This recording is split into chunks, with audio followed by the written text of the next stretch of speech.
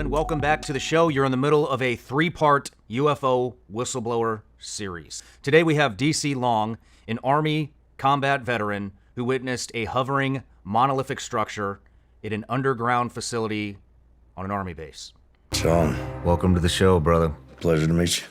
I just want to say it's an honor to have you here. I know it takes a lot of courage to come out and talk about what you're talking about after so long, and we're here to get your testimony of what you saw out to the public. What are your goals?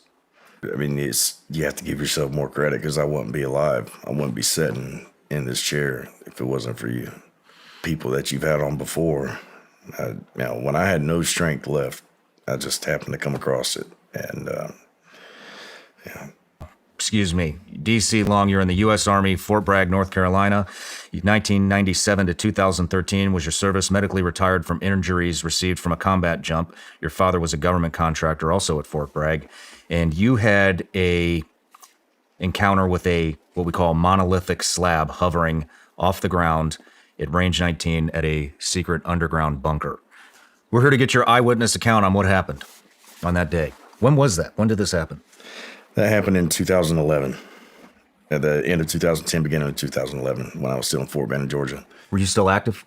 Yes, I was. And incidentally, it had nothing to do with my military career. Anything that I did in service had absolutely nothing to do with it, in the sense that, as you said, my father was a government contractor.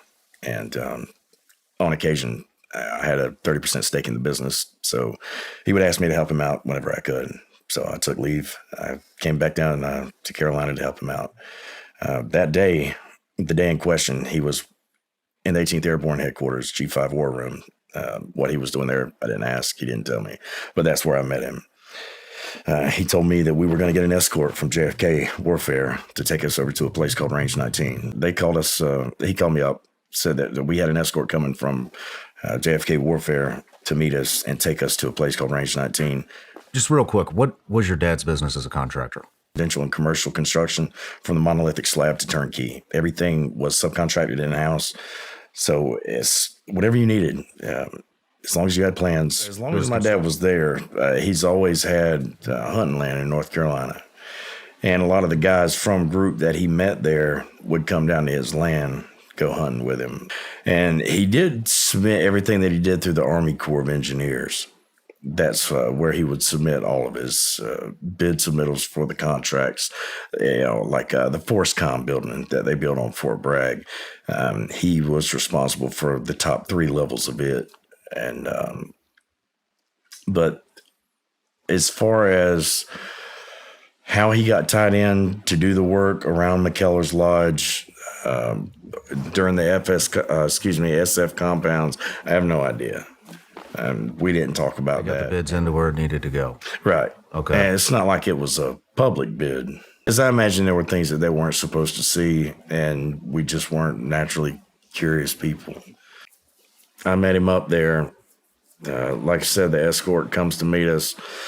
It's one of the guys that he knew, that he had hunted with. I didn't know this gentleman, but they pick us up in a van. We get in the back of it. They take us out about 15 minutes. And I could tell it was going towards the direction. There's only one direction you can go to get to the live fire ranges, to get to the drop zones and things like that. So I assume we were headed towards Sicily or Normandy drop zone because that was the direction we were going. But we get there, and as soon as the door opened, it looked like a literal dump.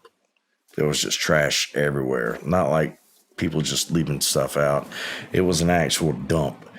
Meet another escort in there.